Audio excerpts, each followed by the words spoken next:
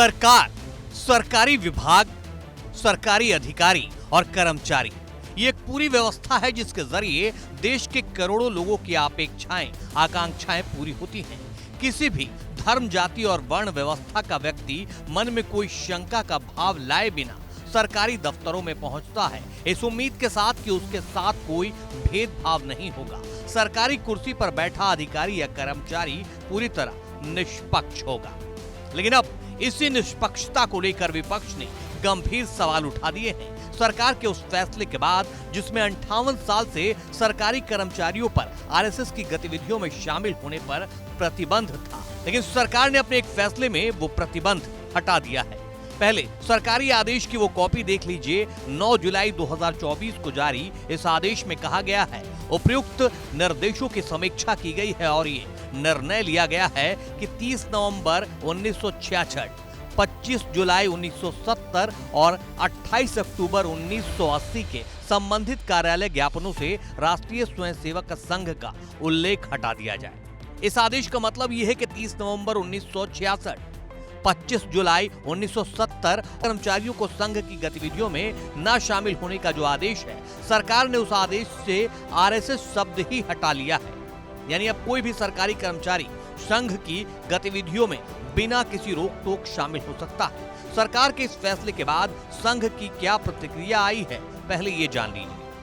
तो अपने राजनीतिक स्वार्थों के चलते तत्कालीन सरकार द्वारा शासकीय कर्मचारियों को संघ जैसे रचनात्मक कार्य करने वाले संगठन के गतिविधियों में भाग लेने के लिए पाबंदी लगाई गई थी।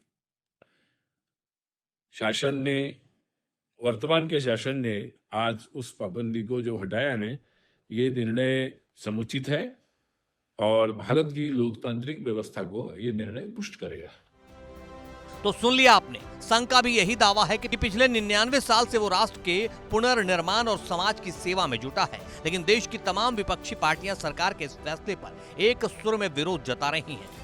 सबसे पहले मायावती का ही पक्ष जान लीजिए, जिन्होंने मोदी सरकार के इस फैसले पर हमला करते हुए बैक टू बैक 2 पोस्ट किए हैं। लिखती हैं, सरकारी कर्मचारियों को आरएसएस की शाखाओं में जाने पर 58 वर्ष से जारी प्रतिबंध को हटाने का केंद्र का निर्णय देश हित से परे, राजनीति से प्रेरित संघ तुष्टीकरण का निर्णय, ताकि सरकारी नीतियों व इनके अहंकारी रवैयों आदि को लेकर लोकसभा चुनाव के बाद दोनों के बीच तीव्र हुई तल्खी दूर हो। मायावती ने अपने दूसरे पोस्ट में लिखा है, सरकारी कर्मचारियों को संविधान व कानून के दायरे में रहकर निष्पक्षता के साथ जनहित व जन कल्याण में कार्य करना जरूरी होता है, जबकि कई बार प्रतिबंधित रहे आरएसएस की गतिविधियां काफी राजनीतिक ही नहीं बल्कि पार्टी विशेष के लिए चुनावी भी रही हैं। ऐसे में ये निर्णय अनुचित, तुरंत वापस हो।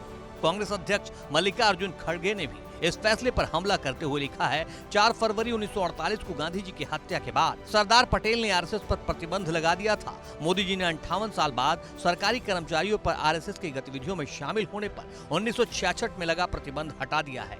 हम जानते हैं कि पिछले 10 वर्षों में भाजपा ने सभी संवैधानिक और स्वायत्त संस्थानों पर संस्थागत रूप से कब्जा करने के लिए आरएसएस का उपयोग किया है। मोदी जी सरकारी कर्मचारियों पर आरएसएस की गतिविधियों में शामिल होने पर लगा प्रतिबंध हटाकर सरकारी दफ्तरों के कर्मचारियों को विचारधारा के आधार पर विभाजित करना चाहते हैं। ये सरकारी दफ्तरों में लोक से निष्पक्षता और संविधान की सर्वोच्चता के भाव के लिए चुनौती होगा।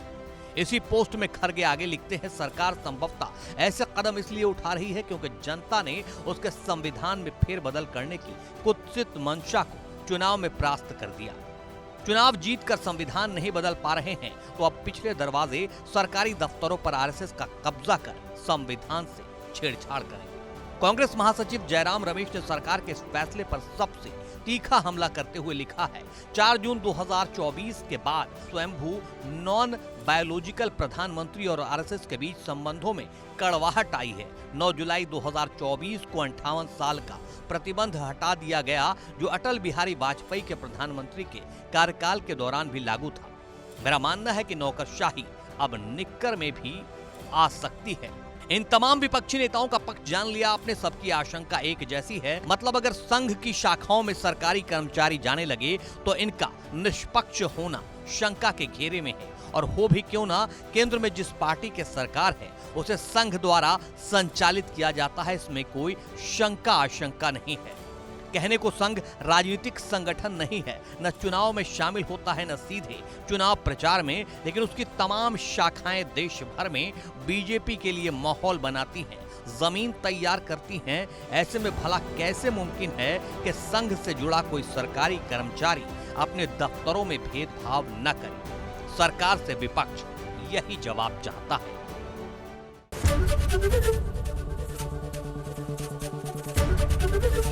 एबीपी गंगा, खबर आपकी, जुबान आपकी।